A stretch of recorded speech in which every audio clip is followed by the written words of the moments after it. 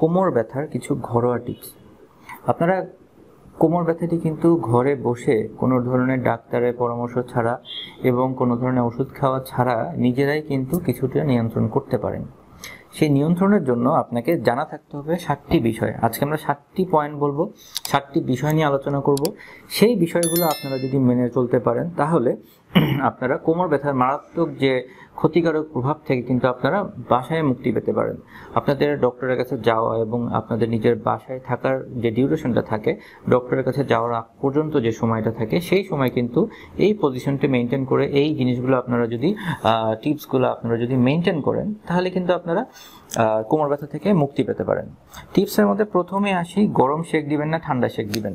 অনেকে এই প্রশ্নটা আমাদের করে, অনেকে কনফিউজ হয়ে যায় যে তারা গরম শেক দিবে না ঠান্ডা শেক দিবে ব্যথা হলে।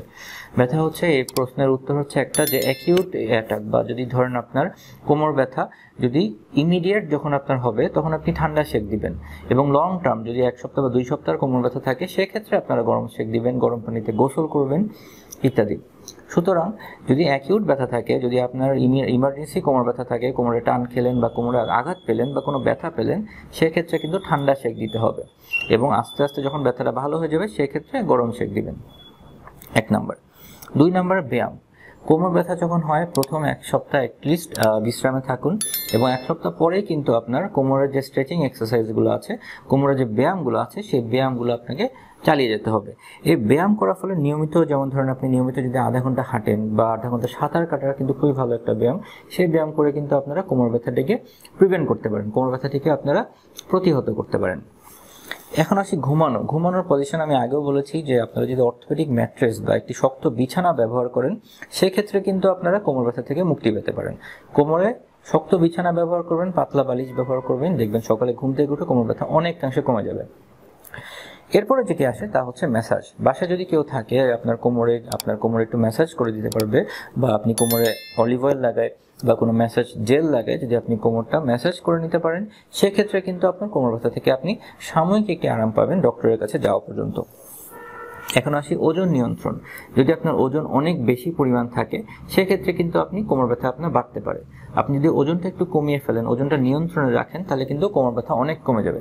প্রতি 1 কেজি ওজন কমার ফলে কিন্তু কোমরের উপর অনেক প্রেশার কমে যায়, এবং আস্তে আস্তে যদি আপনার বিএমডিটা আপনি পরীক্ষা করে, আপনি বিএমআই পরীক্ষা করে আপনি যদি দেখেন যে আপনার ওভারওয়েট আছে, সেক্ষেত্রে আপনার কোমরের ব্যথাটা কিন্তু কমিয়ে আনা সম্ভব শুধুমাত্র ওজন নিয়ন্ত্রণ করেই।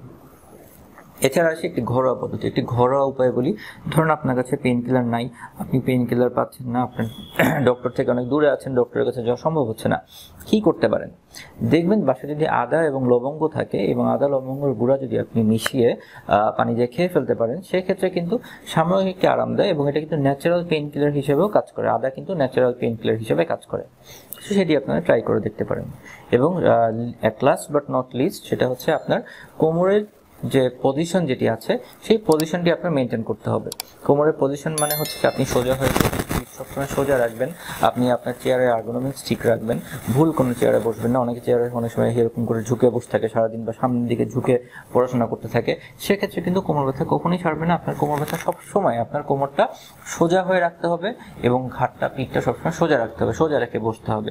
এবং অবশ্যই যখন আপনি কাজ করবেন দীর্ঘক্ষণ একই পজিশনে কাজ করবেন না, কাজ করার মাঝে মাঝে ব্রেক নেবেন। 1 ঘন্টা কাজ করার পরে অ্যাটলিস্ট 10 মিনিট ব্রেক নেন, হাঁটাচলা করুন, কোমরটা একটু স্ট্রেচিং করুন, কিছু এক্সারসাইজ করুন।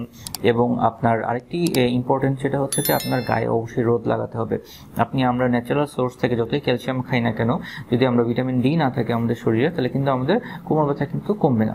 সেই জন্য প্রতিদিন অ্যাটলিস্ট আধা ঘন্টা শরীরে রোদ লাগান। সকাল 10টা থেকে দুপুর বা 2টার মধ্যে যে রোদটা আছে, সেই রোদটা কিন্তু আমাদের স্বাস্থ্যের জন্য অনেক উপকারী। ফলে কোমর ব্যথা থাকলে দেরি না করে অবশ্যই একজন ফিজিক্যাল মেডিসিন এবং রিহ্যাবিলিটেশন বিশেষজ্ঞ ডক্টরের শরণাপন্ন হন, এবং ডক্টরের কথা অনুযায়ী প্রয়োজনীয় চিকিৎসা গ্রহণ করুন। তার আগে বাসায় এই যে ঘরোয়া যে আমি নিয়মগুলো বলে দিলাম, সেই ঘরোয়া নিয়মে কিন্তু আপনারা প্রয়োজনীয় চিকিৎসা গ্রহণ করুন। তো আজকে এই পর্যন্তই, সবাই ভালো থাকবেন, অনেক ধন্যবাদ।